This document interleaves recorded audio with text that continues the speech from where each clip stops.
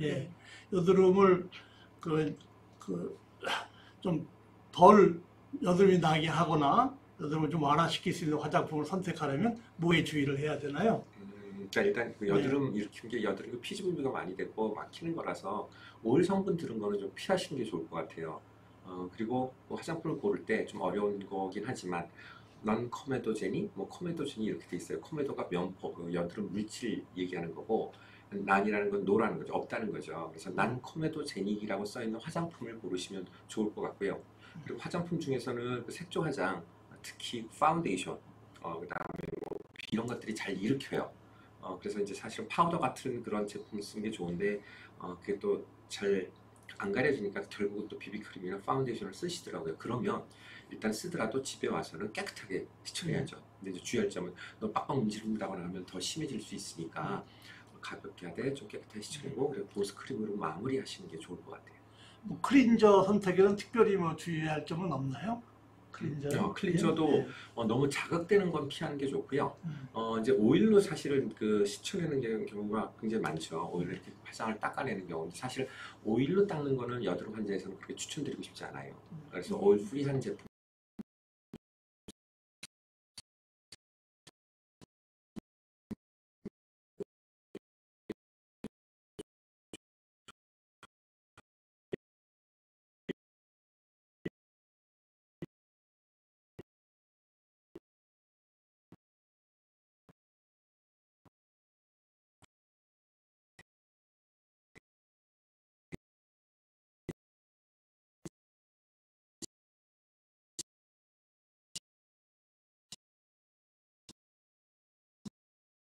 헷갈리시면 뭐 가까운 올리브영이든 무슨 마트든 해서 지성 피부용을 선택하시는 게 맞고요. 저는 이제 개인적으로 여자분들이 화장을 이제 너무 많이 바르거든요. 토너, 수분 크림, 에센스, 시럼 뭐 여러 가지 바르는데 만약에 뭐 극심한 어떤 건성 피부라면 괜찮지만 내가 좀 여드름을 하면 네 가지로 줄이든지 생각합니다. 이제 어떤 질문이 또 있냐면요. 이 앞머리, 앞머리를 이렇게 싹 내리는 게 여드름에 좋지 않다. 이런 설이 있다는데 어떻게 생각하세요? 일단 헤어 제품이 그 여드름을 일으키는 제품들이 많거든요. 특히나 뭐 요새 왁스도 많이 바르고 또 뭐 스프레이도 많이 하잖아요. 그런 것들이 모공을 막거나 그럴 수 있기 때문에 사실 여드름 있는 사람은 여드름 자꾸 가리려고 이제 막 가리죠. 근데 그러다 보면 악순환이에요. 가리는데 여드름은 더 생기고. 그래서 일단 여드름 생기는 사람들은 머리는 좀 단정하게 하시는 게 좋을 것 같고요. 헤어 제품은 머리 안 닿도록 하는 게 좋을 것 같아요. 아유, 별풍선 10개 감사드립니다. 귀하게 쓰겠습니다. 감사합니다. 그다음엔 헤어 스프레이 뭐 이런 거 말씀하셨는데 여러 가지 많잖아요.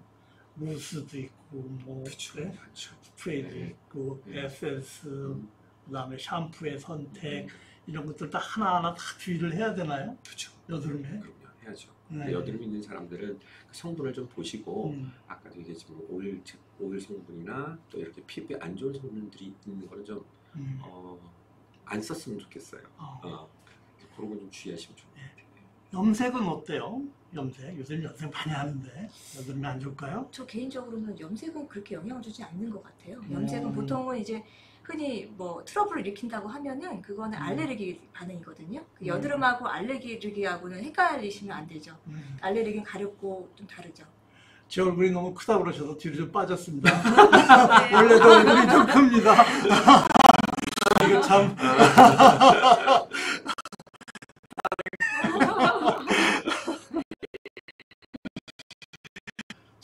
당황스럽습니다. 아이고. 그러면은 여드름이 이제 발생 부위가 있잖아요. 특히 또 엉덩이에 나는 것을 고민하는 사람들이 있던데 엉덩이에 나는 것도 여드름으로 보나요? 엉덩이 나는 건 사실 여드름이 아니죠. 여드름이 아니고 여드름이 아니죠? 뭐 모낭염이거나 뭐 옹종, 뭐 절종 해가지고 뾰루지 같은 거죠. 쉽게 말해서. 그래서 엉덩이에 나는 여드름은 사실 이제 여드름이라고 지금 제가 일단 편하게 말하자면 엉덩이에 나는 여드름이 아니고요. 그래서 그 아이는 이제 대개는 살이 좀 찌시거나 아니면 너무 타이트한 바지를 많이 입거나 아니면 땀이 많이 남거나 그런 식의 어떤 특별한 원인이 있고요. 잘생기는 어떤 또 사람이 있습니다. 어떤 뭐 가족력이나 이렇게 해서 이렇게 잘생기고 보통 그렇게 엉덩이 생기시면은 병원에 오셔서 뭐 째거나 치료하기도 하고요. 또 항생제를 먹어야 좋아지기도 하니까 그건 여드름이 아닙니다. 네. 그럼 이제 연령에 따라서 여드름이 좀 특성이 있는 것 같은데 또 질문이 어떻게 있냐면 유아나 소아한테도 생긴다고 해요. 어머니들이 아이가 사춘기 전인데 사춘기 전에도 여드름이 생길 수 있나요?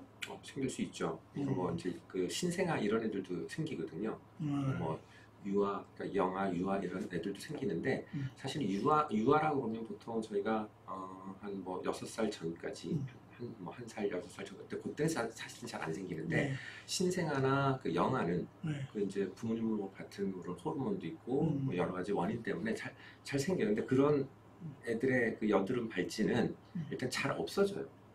쉽게 잘 없어지기 특별한 때문에 치료를 안 해도 된다는 네, 말씀이에요? 물론 이제 치료할 경우도 있지만 잘 없어지기 때문에 그때 생겼다고 크게 걱정할 건 없고 단 유아 때 만약에 여드름 생기면 그건 좀 어떤 다른 질환이 있는지 체크를 해보는 게 좋을 것 같아요. 유아 때? 네, 그러니까 뭐 한 살에서 뭐 6살, 7살 사이에 여드름이 생긴다 그러면 혹시 뭐 다른 질환이 있는지. 근데 사실은 뭐 질환 때문에 생기는 경우는 없고요. 그냥 생겼다 없어지는 경우가 꽤 많아요. 본인의 식생활과도 관련이 있습니까 이게?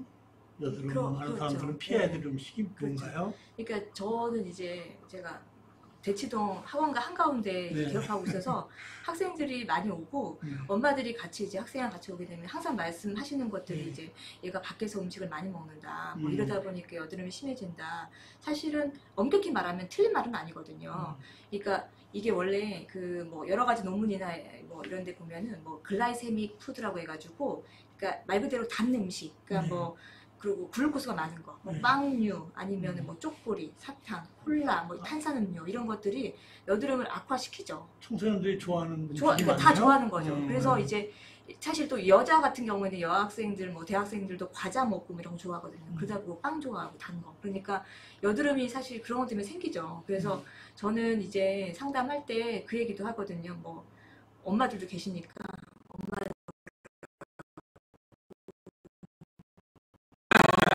집밥 먹으라 얘기하고 그 다음에 이제 남자친구들 뭐 대학생 친구들은 헬스하는 사람처럼 몸 좋아지는 음식 먹어라 단백질 먹고 그렇게 먹으면 몸도 날씬해지고 얼굴도 이뻐지고 완벽해진다 이렇게 얘기하죠. 근데 또 잘 모르는 게 우유가 또 여드름 일으킨다는 또 요새 논문이 많이 나와요. 그래요? 네. 그래서 우리가 보통 먹는 네, 우유. 저지방 우유도 마찬가지. 저지방 우유가 좀 더 심하대요. 왜냐하면 저지방 우유를 만들 때 그 가공으로 들어가는 물질들이 여드름을 일으키는 물질들이 많이 들어가서 안 좋다고 그러고요. 그리고 이제 조금 전에 문짝 만들잖아요. 근데 저 뭐지 유청 단백 보충제. 그게 또 안 좋아요. 그게 또 여드름을 많이 일으키는 걸로 되어 있어서 운동하더라도 그건 먹지 말고.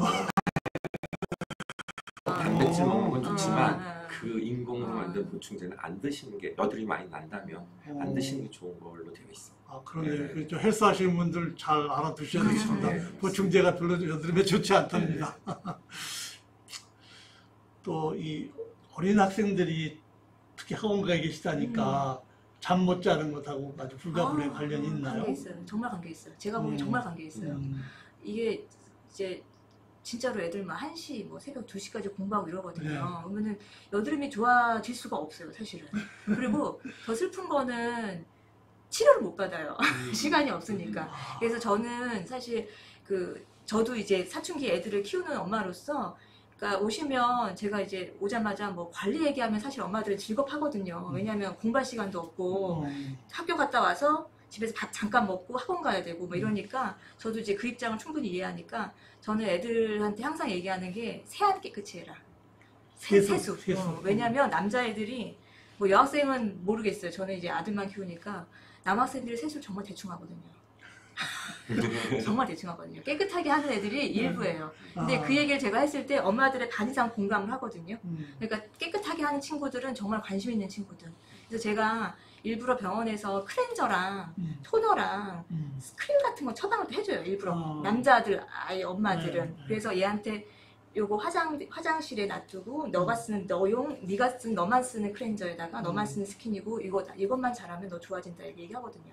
그럼 애들이 잘 따라와요. 그렇게 해서 잘 버티다가 방학 때 와서 잠깐 치료받고 이러거든요. 그 비누도 여러 종류가 있잖아요. 네. 요새는 비누 말고도 거품형으로 이렇게 그렇죠. 하는 것도 있고 이런 거. 하는데 예. 예. 어느 게 더 좋은 거예요? 비누가 좋다는 사람들도 있고 그런 어떤 클린저 같은 것보다는 그냥 비누, 전통적인 비누 여드름에 효과가 있다. 장단점이 있는데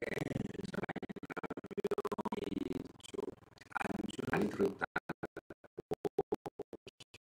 진짜 무조건 나쁜 건 아니에요. 그런 이제 비누인 경우도 따라 다르겠죠. 빨래 비누로 옛날에 얼굴 많이 씻잖아요. 하이타이. 정말 강한 건데 얼굴은 뽀송뽀송이죠. 뽀득뽀득한데 그게 사실은 안 좋은 거예요. 뽀득 소리가 나면 일단 피부에서 그 소리가 나면 안 좋은 거거든요. 피부 장벽이 깨졌다고 보시면 돼요. 피부 보호층이. 그래서 일단 그 산도가 아까도 얘기했죠. 네. 산도가 중요하니까 약산성 고르시고 아무래도 제품이 잘 식히게 하면 폼이 그래서 조금 어느 정도 날 텐데 그것도 이제 자극이 없는 성분들이 든 거를 쓰시면 될 것 같아요. 뽀드석 소리 나게까지 제소하시면 안 절대 됩니다, 안 돼요. 여러분. 네, 그거 오히려 아주 해롭답니다. 예. 이게 이제 요즘 사춘기 애들이 하는 말이 서로 이제 여자친구가 생기거나 이성친구가 생기면 네. 여드름이 좋아진다. 이런 좋지. 속설이 있다는데 그게 좀 연관이 있나요? 아닌 것 같아요. 아니 근데 그런 건 네. 있죠. 관심을 가지면 네. 더 좋아지겠죠. 그죠. 여자친구가 있으니까 내가 더 잘 보이고 관심을 싶구나. 갖고 그렇죠. 관리를 하니까 관리를 그래서 하니까. 좋아지는구나. 예, 예. 그 사랑 자체로는 그렇죠, 그렇죠. 뭐 여드름이 좋아질 일은 없다. 네. 아니, 글쎄요, 어떤 케미스트리 때문에 좋아질 수도 뭐 있나요? 어떻게 풀자면 네. 스트레스가 생기면 여드름이 생기거든요. 피지방이 많아지고. 근데 뭐 좋은 여자친구 만나고 서로 뭐 영화도 보고 이러면 스트레스 푸는 그렇죠, 거니까 맞아요. 좋아질 수도 있겠네요. 근데 과학적인 근거가 있는 건 모르겠어요. 그런 질문들을 많이 했어요. 예. 많이 좋아졌다 그렇게 얘기를 하고. 근데 이제 여드름 관리를 잘 해야 되는데 이게 이제 흉터가 생기잖아요. 예? 예. 흉터가 생긴 다음엔 또 관리 방법이 달라져야 되나요? 그렇죠. 네. 흉터가 생기면 이제 보통 우리가 흉터라 그러면 크게 두 가지로 나누죠. 하나는 붉은 거, 자국, 또 하나는 패인 거. 물론 이제 튀어나온 것도 있지만, 근데 일단은 사실 흉터가 생기기 전에 치료를 해야 되는 건데, 일단 관리를 잘못했거나 치료 시기를 놓쳐서 흉터가 생기면 이제 거기에 대한 치료를 하셔야 되는 건데, 뭐 방법은 여러 가지가 있어요. 일단 흉터는 패였으면 올라오게 해야 되는 거니까. 그 부분을 레이저로 막 조사해가지고 구멍을 뚫는, 그래서 프락셀 뭐 이런 얘기 많이 하죠. 구멍을 여러 개 뚫으면 거기로 이제 피부가 재생이 되고 콜라겐 형성되면서 메꿔지는 그런 시술도 하고요. 또 뭐 이렇게 그 싹 들어간 부분 밑에를 이렇게 좀 박리를 해서 밑 바닥을 좀 올리는 그런 게 있어요. 서브시전 이렇게 하는데 기구를 이용해서 할 수도 있고, 그래서 올려서 그 파인 거를 좀 메꾸는 그런 것도 있고요. 그리고 그 펀치라고 해서 구멍 이렇게 동그랗게 탁 뚫는 거 있거든요. 사실은 우리가 이제 흉터라면 이렇게 막 왜 우리 등산할 때 아이스픽 이렇게 어렵게 하잖아요. 그런 뭐 아이스픽 스카라고 그러는데 그런 모양도 있고, 또 라운드하게 이런 모양도 있고, 오히려 라운드한 건 치료가 잘 돼요. 그다음에 박스형도 있고. 근데 이제 아이스픽 스카나 박스형은 치료가 레이저로 잘 안 될 때는 그 펀치라고 구멍 뚫는 거 있어요. 조직 검사할 때 쓰는데 그거를 뚝 뚫어서 아주 제거를 네, 해버리는 제거를 거예요. 하거나 약간 들어주거나, 이거는 뭐 수치를 하거나 걸 붙여서 거기 재생되도록 하는 방법도 있어요. 그러니까 병원마다 방법은 다르지만 그래서 과거보다는 치료가 잘 되죠. 옛날보다. 레이저도 종류가 굉장히 많아져. 소위 말하는 이제 귤껍데기라고 그러잖아요. 그렇죠. 우리 네. 귤껍데기 피부도 해결이 되나요? 그렇죠. 옛날보다는 해결되는데 귤껍데기 되기 전에 귤껍데기 안 되도록 하셔야죠. 그래서 빨리 치료하라는 거예요. 여드름을. 옛날에는 사실 그 볼펜, 볼펜 있잖아요. 모나미 볼펜. 뭐 여기서 얘기도 되겠죠. 그런 걸로 막 하고, 여드름은 뭐 청춘의 심벌이니까 치료할 필요 없다 이랬잖아요. 절대 아니에요. 정말 스트레스 받는 사람 너무 많아요. 빨리 치료하셔야죠. 빨리. 사실 요즘에 다들 피부가 좋습니다. 길가나 보시면 피부가 나쁜 사람이 없거든요. 그렇죠. 옛날보다는. 그러니까 이 여드름이 있다는 자체가 되게 사실 컴플렉스가 될 수 있으니까 치료를 좀 빨리 하는 게 좋죠. 잘생긴 것보다 피부를 요새 맞아요, 맞아요. 피부가 좋은 데는 좋지. 남녀끼리. 그만큼 이제 내 얼굴이 관리가 잘 되어 있나 뭐 이런 걸 따지는 게 되겠고, 예. 술은 어떤가요? 술 물어보시는 분들이 의외로 많았어요. 예. 술이 해롭겠죠, 당연히. 좋을 리가 없을 것 같아. 술은 관계가 없지 않나요? 데이트나 이런 거요? 근데 담배는 안 좋을 것 같은데 근데 술은 있나 데이트가? 잘 술이 그러니까 일단 염증이 생기지 여드름도 종류가 많은데 염증이 생기면 물론 좀 안 좋겠죠. 혈관 늘어나면서 이제 염증 생기고 하니까. 근데 술을 꼭 먹었다고 해서 여드름이 생긴다? 그거는 아닌데 피부가 많아지진 않을 텐데. 그쵸, 그쵸. 근데 일단 염증이 생기면 안 좋으니까 조금 드시면 될 것 같아요. 약간의 문제는 상관없다. 조금. 그 정도로 알아듣겠습니다. 좁쌀 여드름이라는 말을 또 많이 쓰더라고요, 아이들이. 네, 그건 뭐 좀 다른 건가요? 좁쌀 여드름? 좁쌀 여드름 그냥 막힌 여드름, 막힌 여드름 얘기하는 자잘한 것 여드름을 같아요. 말하는 거죠. 그러니까 여드름이죠? 염증 나기 네. 생기 전에, 이렇게 네. 벌겋게 뽑히기 전에 네. 생긴 여드름 말하는 야, 거죠. 그런 거 그냥 여드름으로 치면 똑같이 관리하면 그렇죠. 근데 좁쌀 그렇죠. 여드름도 피부과에 오시면 되게 짜주거든요. 근데 음. 댁에서 짜게 되면 이게 더러운 손이라든지 어쨌든 뭐 본인이 뭐 기구를 쓰더라도 어쨌든 병원에서 짜는 거랑 댁에서 짜는 거랑 이제 다르거든요, 결과가. 그러니까 좁쌀 여드름이 심하시면 병원에 와서 일단 한번 가볍게 짜시는 게 좋습니다. 그 여드름 흉이 잘 생기고 그렇죠, 그렇죠. 잘 안 짜져서 그렇죠. 그건 반드시 병원에서 하시는 게 좋을 것 같아요. 질문 몇 개가 들어와 있는데요. 여드름이 안 생기는 아이는 유전인가요? 식사가 중요한가요? 둘 다인데요. 둘 다예요? 예. 예, 그 여드름이 안 생기는 아이는 유전이군요. 유전. 저 집안 내력이 있죠. 네. 집안 내력, 예. 예, 유전이랍니다. 그렇죠. 그다음에 식사 물론 중요한데, 예, 예, 어떤 게 좋다고 그러셨죠? 피해야 될 음식이 뭐가 있다고 그러셨죠? 우유. 우유랑 예. 애들 그 흔히 먹는 뭐 햄버거, 뭐 피자, 밀가루, 탄산음료 이런 거 사실 그리고 단 것들, 초콜릿 이런 거 좋지 않습니다. 예. 여드름을 그냥 놔두면 사라지는 것 아닌가요? 치료하면 비용이 네, 진짜 저게 저렇게 치료 안 하면 네. 아주 흉 생기면 더 치료비가 많이 들어요. 예. 그러니까 지금 해서 좀 좋게 유지를 해주면 어차피 여드름은 나이가 네. 들면 물론 성인 여드름도 많지만 사라지거든요. 예. 호르몬이 점점 줄게 되고 피지방도 줄게 되고 그때 네, 별풍선 감사합니다. 예. 호흡 아닌가요? 호흡인가요? 그렇죠. 의사로서 조금 납득이 안 갈 것 같은데 여드름도 분명한 질병인데 왜 보험이 안 되죠? 이제 그 여드름보다 심각한 질환들이 아, 많으니까 그러니까 아직 그 차례까지 사실 안 이제 와서 미용적인 그런 면이 거군요. 크니까 아마 그런 것 같아요. 제 생각에. 자꾸 얼굴이 큰다는데 제 얼굴이 자꾸 앞으로 나가는 제가 앞으로 땡길까요? 비율을 맞춥시다. 그, 음식은 특별히 그 저지방 우유가 더 나쁘다고 그러셨는데 그 특별한 이유가 있나요? 그 안에 그 지방 자원나는 것 때, 때문에 예. 그 하는 성분들이 좀 이렇게 피지분비를 많게 만드나 봐요. 안 들어오게 많아지게 하고. 기왕 이제 호르몬 얘기 하셨으니까 또 임신하고의 관계에 대해서 질문이 많이 들어왔어요. 임신 가령 예를 들어서 피임약을 먹는 게 네. 그 여드름 네. 중에서 그 생리 주기에 따라서 이렇게 여드름이 이렇게 심해지는 타입이 있거든요. 그거는 네. 이제 본인 더 잘 아는데 미국에서는 그럴 때 보통 피임약을 처방을 합니다, 실제로요. 그리고 이제 우리나라는 사실 피임약을 먹는 거에 대해서 사실은 다들 조금 이게 꺼리거든요. 되게 여드름이 이제 젊은 아가씨들이 나니까 그 아가씨들이 피임약을 먹어야 되나 뭐 이렇게 생각을 하는데 피임약은 여드름 치료에 특별한 경우에는 효과가 있습니다. 네. 여드름 이제 생리 주기에 따른 여드름에는 네. 그러니까 생리 여드름인 경우에 네, 피임약이 네, 분명히 네, 효과가 네, 있다. 네, 네. 임신 중에 그럼 여드름을 컨트롤을 해야 되나요? 임신 중에요? 예.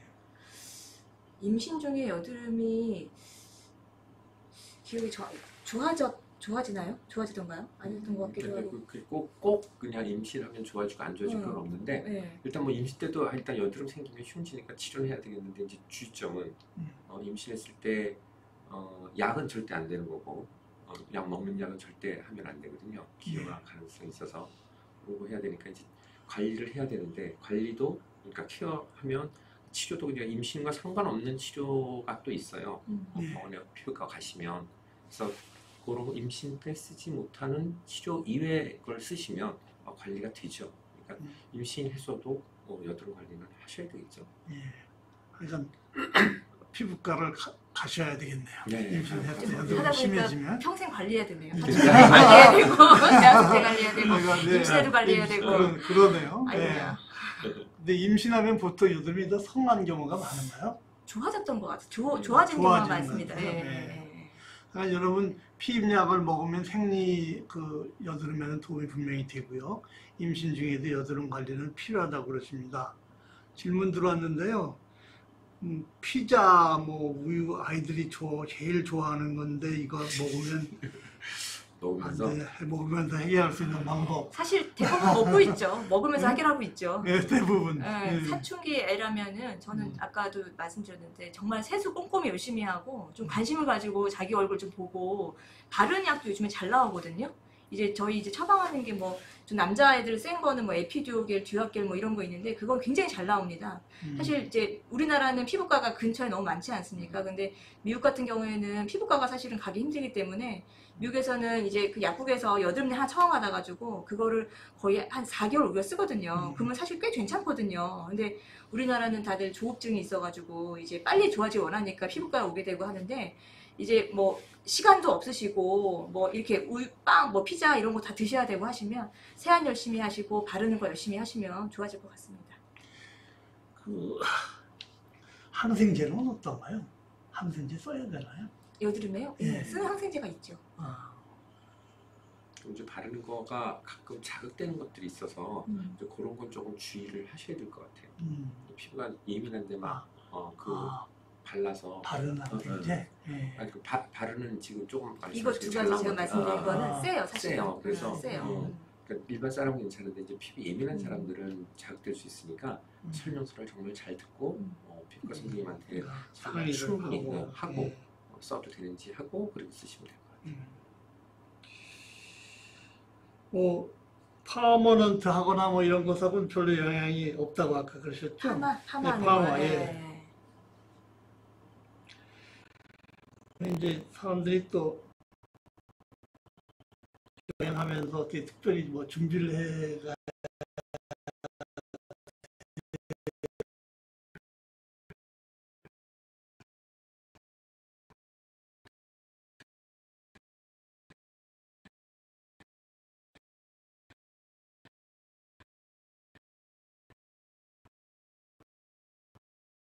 물론 자외선 때문에 100% 금방 악화된다 이런 건 아니지만 일단 땀도 나고 자외선 영향을 받으면 아무래도 좋지 않을 것 같으니까 선크림도 요즘에 나오는 것 중에 이렇게 막 오일리하지 않은 거 많이 나오거든요. 매트한 거 그거 좀 챙겨가시면 좋을 것 같습니다. 그리고 또 집에 들어가서 선크림도 깨끗하게 그렇죠, 그렇죠. 네. 자외선 차단제가 많이 바르면 안 좋은가요? 많이 바르면요? 많이 바르면 여기에 여드름에. 그러니까 그 위에다 덮는 거니까 네. 낮에는 발라도 되겠지만 그러니까 자외선이 일단 조사되면 여드름 안 좋은 건 확실해요. 자외선이 많이 쬐면 각질도 일어나게 되고 그래서 안 좋은데 요새 이제 또 여드름에 산화 물질이 안 좋은 걸로 돼 있거든요. 자외선 때부터 산화 물질 나와서 염증도 심해지고 그래서 안 좋긴 한데 자외선 차단제를 발라야 하는데 조금 전에 얘기했던 것처럼 매트한 자외선 차단제를 바르시고 그리고 집에 와서는 좀 깨끗하게 씻어내야 된다는 거죠. 거기 막혀 있으면 또 여드름 또 생기니까. 그러니까 아마 내 생각에 여행 갈 때 화장품 잘 챙기고 그런 거를 원하시는 것 같아요. 얼굴 잘 씻고 잘 씻고 평소 하던 대로 클렌저도 잘 챙겨 가시고. 이제 중요한 질문 하나 드리겠는데요. 짜야 되나 놔둬야 되나 하는 질문이 많았어요. 그럼 어떤 건 짜야 되고 어떤 건 놔둬야 되는지 첫 번째. 네. 그러니까 저는 선생님들마다 생각이 다를 수도 있는데 일단 저는 항상 말하는데 저희 환자분들 오셔도 말씀드리는데 건들지 말라. 얼굴에 난 거는 제발. 특히 여드름이 이제 물론 아까 좁쌀 여드름 말씀하셨지만 막힌 여드름이 있고 화동성 여드름이라고 있는데요. 이제 빨개 꽃핀 여드름 말씀드리는 건데 꽃핀 여드름은 당연히 짜는 순간 더 염증이 심해집니다. 그러니까 꽃핀 여드름은 절대 건들면 안 되고요.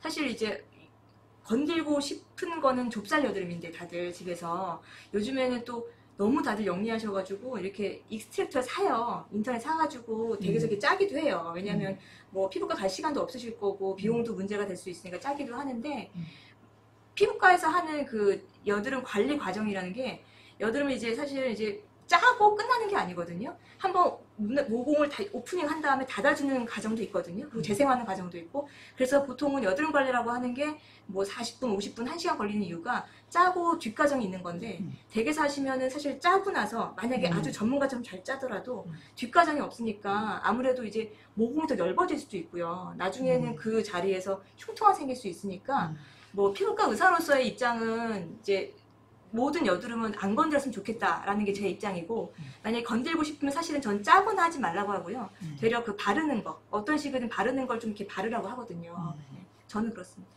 원장님은 어떻게 생각하시는지? 그러니까 짜면 병원에서처럼 그 안에 내용물이 면포라고 그러죠. 물론 이제 고름이 섞여서 면포가 막 흐물한 것도 있겠지만 그게 완전히 배출되기가 어려워요. 그러니까 두 가지 때문에 집에서 짜지 말라고 그러죠. 하나는 그 익스트랙터를 아무리 구입했더라도 소독이 안 됐을 거고 균 들어갈 거고요. 또 두 번째는 짜면 그 안에 내용물이 밖으로 안 나오고 안쪽으로 더 깊숙이 들어가는 그렇죠. 경우가 많아요. 근데 여드름 물질, 그 면포나 염증은 나중에 오래되면 그냥 없어져요. 여드름은 뭐 평생 달고 다닐 거 아니니까. 근데 없어졌는데 거기 피부가 재생이 안 되고 더 깊숙이 들어갔던 것들이 굳어서 벽을 쌓으면 나중에 요철처럼 울퉁불퉁해지는 거죠. 그렇죠. 더 깊게 집어넣으면. 그래서 집에서는 짜는 건 저도 반대예요. 네. 짜도 되는 여드름은 없다네요.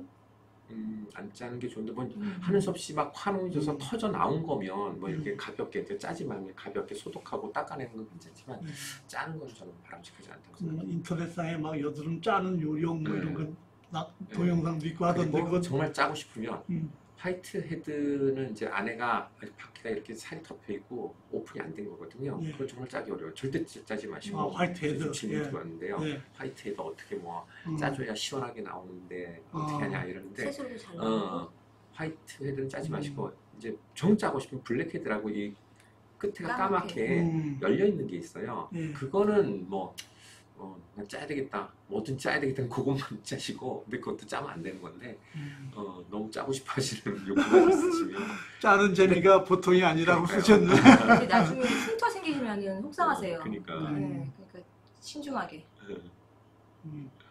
화이트 헤드는 손으로 지워야 시원하게 짜줘야 시원하게 제거되는 것 같던데 세수로도 안 나오고 화이트 헤드 제거법 없을까? 짜지 않는 그런 건 없죠. 네. 네. 예? 예. 여드름으로 검색하니 못 찾았네요. 손떨림으로 검색하니 죄송합니다. 더 유명해. 짜는 재미가 스트레스에 좋다. 글쎄요. 뭐 잘 안 나오고 미워지면 더 스트레스 받을 수도 있어요. 코 여드름 말고 블랙 화이트 헤드는 짜면 개운해요. 다들 개운한 맛을 써요. 바퀴 등에 싹 나오니까. 짜는 얘기 나왔으니까 제가 신경외과 의사거든요. 신경외과 의사가 하나 좀 겁주는 얘기 하나 해드릴게요. 여드름 잘못 짜면 어떻게 될 수 있는지. 예. 준비하셨네요. 예. 제건 아니죠. 제거 있나요? 아니요. 아니죠. 예. 아. 네.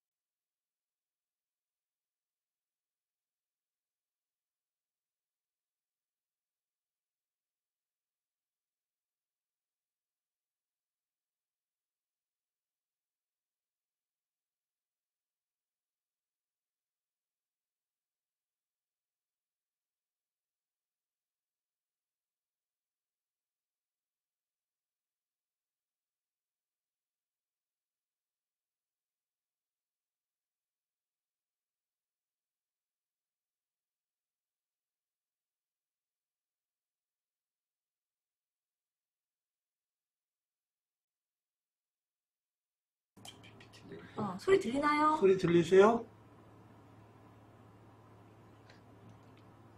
들리나? 안 들리나요? 네. 마, 소리는 들리세요?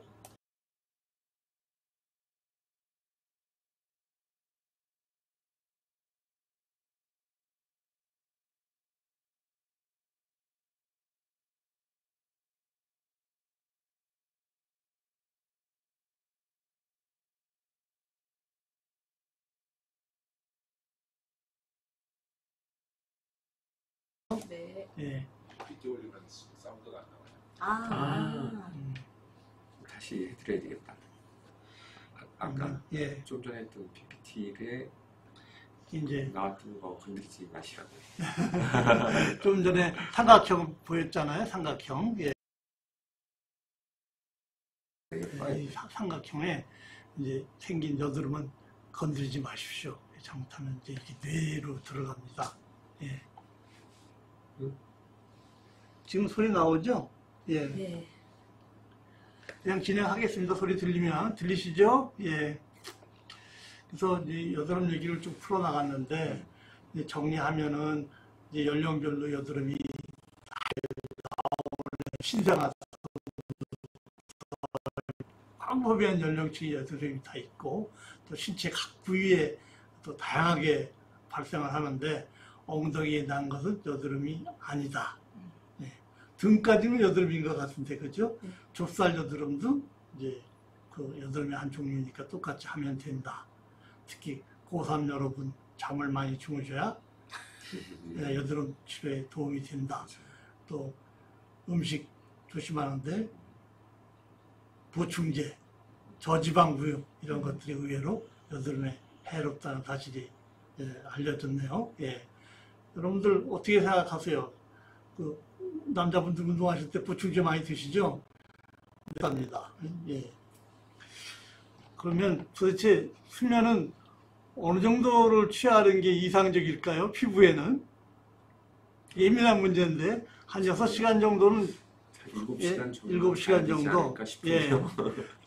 네, 왜냐면 그 예. 수면을 하면 남자분들 알 거예요. 면도하고 그러니까 잠을 잘 잔 날은 털이 수염이 많이 나서 면도를 하게 되는데 네. 잠 안 자고 막 밤새고 한 날은 수염이 잘 안 자라요. 아, 그리고 그 다음날 확 자면 또 확 자라 있어요. 그게 무슨 소리냐면 잠을 자야 우리 몸의 생리 리듬이 제대로 돌아가는 거고 이 여드름도 마찬가지거든요. 잠을 안 자면 스트레스고 스트레스 받으면 아까 제가 피지분이 많이 된다고 그랬죠. 그런 여드름이 생기는 거거든요. 그래서 하여튼 몸이 좀 편안하게 해주는 게 가장 좋은 거니까 잠 푹 주무시는 게 좋습니다. 글씨가 잘 안 보이는데. 자, 이름 글씨가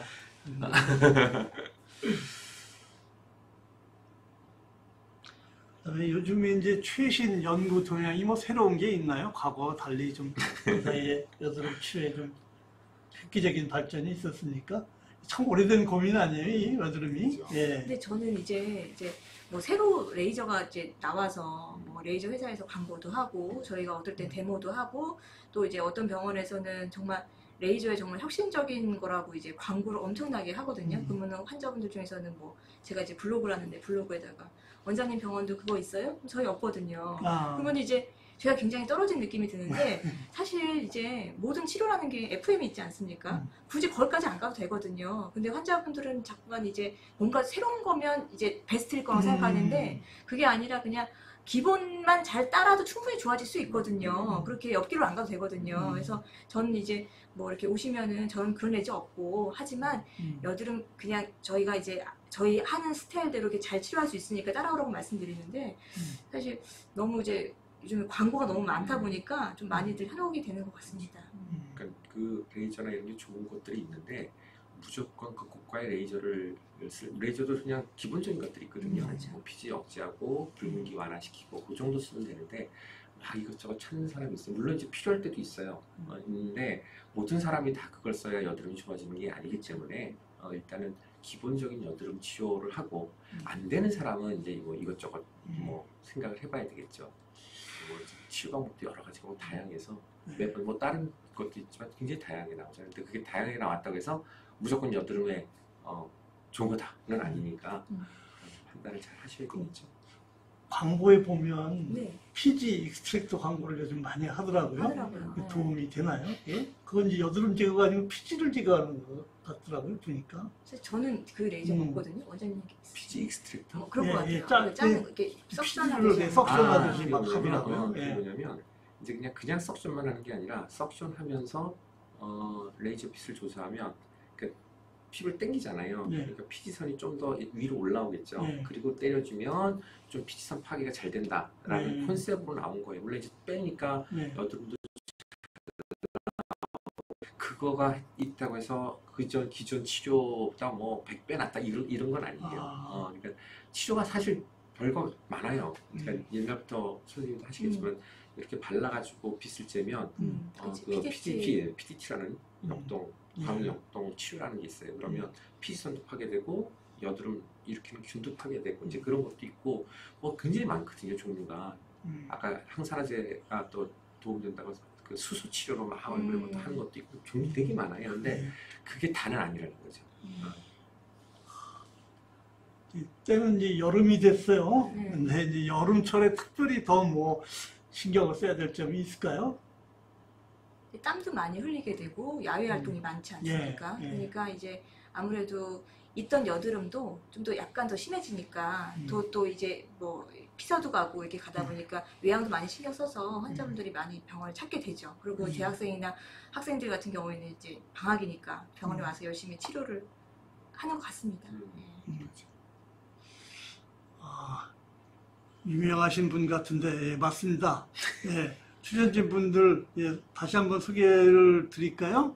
예, 그러니까 원장님 원장님은, 예, 대한피부과의사협회 회장님이신 이미석, 전입니다. 예, 예, 어쨌거나 뭐 한번 회장은 영원한 회장님, 이미석 원장님이시고요. 앞에는 리피부과의 대치동의 리피부과 이종로 원장님이십니다. 두 분 다 아주 여드름 만렙 의사들을 모셨습니다. 예. 뭐 물어볼 거 있으면 빨리빨리 물어보세요. 시간 얼마 안 남았습니다. 피부과 선생님들은 셀프로 치료하는 거 서로 해주시나요? 서로 해주나요? 어떻게 하세요? 뭐 치료받을 거 있으면 서로 해주죠. 예. 셀프로 하는 거는 모르겠어요. 이제 뭐 여드름 셀프로 할 수 있지만 전 여드름 많지 않아서 모르겠는데 이제 어떤 분들은 재밌게 네. 재밌는 얘기로 그 보톡스 본인이 막 놓는 사람 많아요. 아, 그래? 아, 어허. 저 1인병원 저는 그걸 해보려고 아니 그러는데 아니 안 아, 아파요. 이게 여기까지 안 나는데 찔러져? 안 찔려서 아이 보토가 진단이 아니시네. 제가 다른 그 분한테 맞아도 봤는데요. 예. 제가 하는 게 낫더라고요. 그쵸. 왜냐하면 아, 제가 맞죠. 알잖아요. 제가 여기 찌르게 내가 아프겠다. 미리 아니까 아, 괜찮은데 예. 뭐 그렇고요. 저는 이제 셀프 치료하냐고 물어보는데요. 저는 1인 병원이거든요. 저 혼자 하는 병원이고 저희 관리사 직원 다 있으니까 저는 이제 뭐 피부가 좀 안 좋아 보일 때 저도 매주 하지는 못하고 2달에 한 번, 1달에 한 번 이게 스케일링이라고 흔히들 이제 여드름 치료 하시는 분들 하는 치료를 전 하거든요. 근데 저는 보시면 알겠지만 여드름이 별로 없어요. 없는데 그걸 왜 하냐면 스케일링 하고 나면 요즘에는 사실 굉장히 가벼운 스케일링이니까 피부가 흔히 이렇게 정리가 된다고 하죠. 밤에 되면 피부가 좀 이렇게 되게 매끄러워지거든요. 그래서 그렇게 하고요. 저는 그래서 이제 여자분들 중에 여드름이 심하지 않은데 가끔 뾰루지 난다. 근데 피부가 맑아 보이지 않는다 하면 그리고 이제 젊은 여자분들은 사실 피부과에서 관리받을 게 뭐 나이가 있으면 토닝하고 뭐 이런 여러 가지 하는데 젊은 분들은 마땅한 게 없거든요. 그럼 저는 이제 스케일링, 여드름 치료 좀 가볍게 해서 하시면 미백 효과도 있어요. 그 안에 이제 아무래도 산이 들어가 있으니까 그래서 계속 피부가 좀 맑아질 수 있습니다. 그래서 많이 권하죠. 그렇게.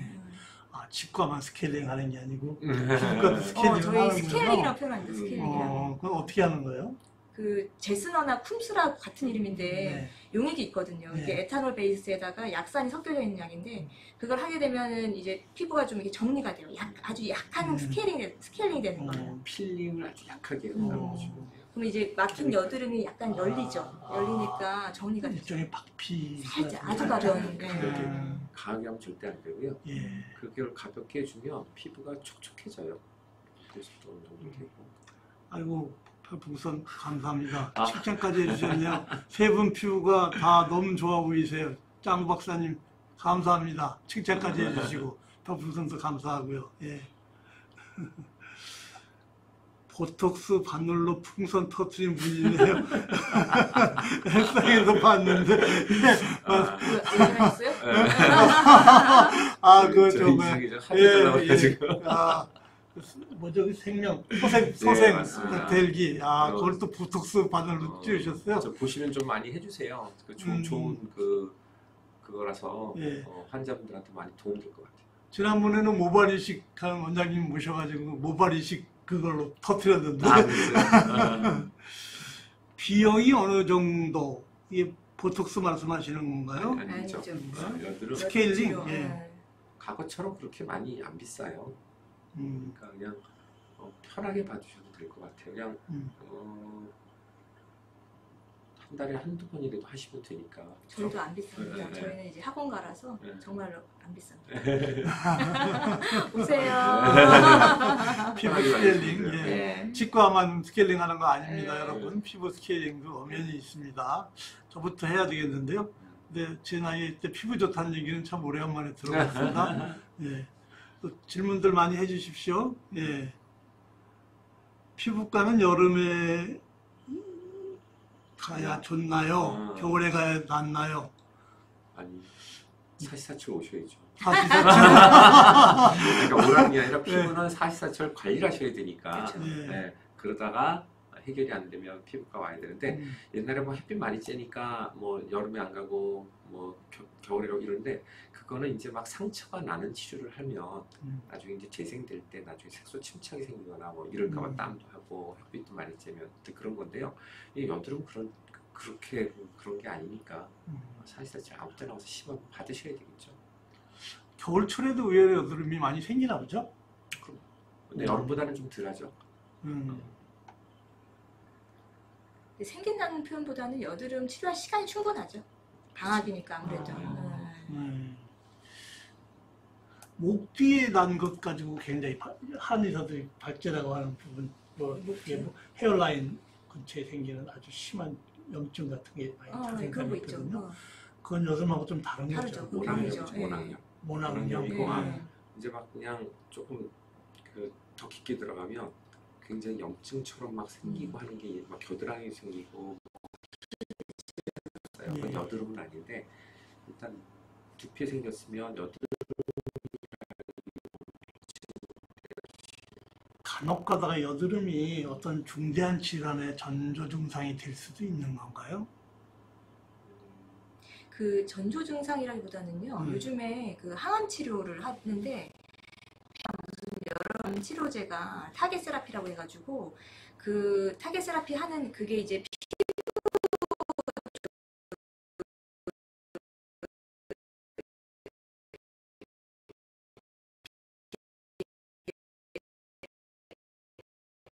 많이들 오시거든요. 근데 그거 얘기가 돼 있어서 그 치료하시는 담당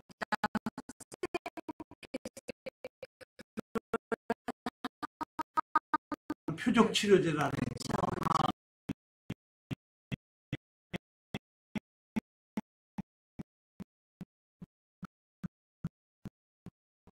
흉터라면 이제 페인거 얘기하시는데 근데 이제 페인거 흉터 치료하는 게 한 번에 안 돼요. 그렇죠. 몇 번을 하셔야 되기 때문에 꼭 겨울마다 하실 필요는 없을 것 같고요. 관리만 잘 하시면 여름에도 큰 문제는 없겠지만 구태여 따지자면 뭐 여름보다는 겨울이 좀 낫겠죠. 햇빛도 가하지 않고 땀도 덜 흘리시니까. 근데 큰 문제는 없다고 봐요. 여름보다는 그래도 겨울이 조금은 유리한 점이 있다. 네. 그래도 이제 여름에 관리 잘 하시고 겨울에 뭐 치료할 일이 없어야 제일 좋겠죠. 그렇죠. 예. 아유, 별풍선 감사합니다. 오늘 최고로 별풍선이 많이 들어왔습니다. 부자 되겠습니다. 이제 시간이 한 5분도 안 남았거든요. 예. 또 비용과 시간이 문제 맞는 말씀이에요. 예, 미리미리 피부과 다니면 흉터도 덜 남고 좋긴 하겠네요. 물론 그렇죠. 예, 비용과 시간이 문제고 나이 든 분이 여드름 생기는 것은 어떤 질환을 의심해야 되나요? 그러니까 이제 여드름이 나이 든다는 게 아주 나이 많은 사람을 얘기하시는 거겠죠? 요새 성인 여드름도 많아서 음. 성인 여드름 아까 선생님 말씀하셨듯이 뭐 화장 때문에도 그렇고 스트레스 때문에도 그렇고 보통 이제 그 어렸을 때 사춘기 때 여드름 앓았던 사람이 계속 성인 때까지 가는 경우가 제일 많아요. 80% 정도가 그렇고 성인 때 갑자기 생기는 거 한 20% 정도 되는데 근데 저기 지금 질문하신 거는 나이가 아주 많은 사람 얘기신지 근데 일단은 그 여드름이 안 나다가 나면 화장품이나 이런 것도 생각하고 스트레스 생각하고 하겠지만 질환 생각은 해봐야 되겠죠. 그러니까 뭐 예를 들어서 산부인과 질환 같은 경우 그 난소가 또 그 주머니 같은 게 많은 그 다낭 다낭 정도 생각해봐야 되겠고 또 뭐 드물지만 아드레날 글랜드도 40대래요. 부신 40대. 40대 신분에 그렇군요. 부신피질 호르몬의 이상이 생기는 뭐 그러면 안 되겠지만 뭐 암이 있거나 어떤 종양 같은 게 있으면 그럴 수도 있고 만약에 생겼는데 치료가 잘 안 되면 다른 것도 한번 검사해봐야 되는데 지금 얘기했던 건 사실은 그렇게 흔하지 않고 지금 다낭 저 난소의 다낭 증후군은 꽤 많은 것 같아요. 그렇죠, 많죠. 그래서 그거는 한번 체크를 해보는 게 좋을 것 같아요. 나이 든 게 40대냐? 저도 충격받았습니다. 아, 예, 별풍선 감사합니다, 짱구 박사님. 예. 아, 예. 네. 나이 든 게 40대.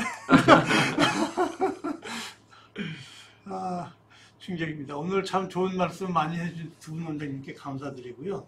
여드름이 생각보다 복잡하네요. 예. 사실 별거 아니고 병도 아니라고 생각하고 저도 저렇게 살았고 사실 평생 저 피부 관리할 시간이 없이 살다 보니까 관심도 없었거든요. 근데 생각보다 여드름 때문에 이번 방송 준비하면서 보니까 생각보다 여드름 때문에 고민하시는 분들이 의외로 굉장히 많으시더라고요. 그래서 한번 이 주제를 잡아봤습니다. 오늘 얘기가 불충분했지만 또 불충분한 것을 또 따로 모아서 부족한 걸 따져가지고 다시 한번 방송을 준비하도록 하겠습니다.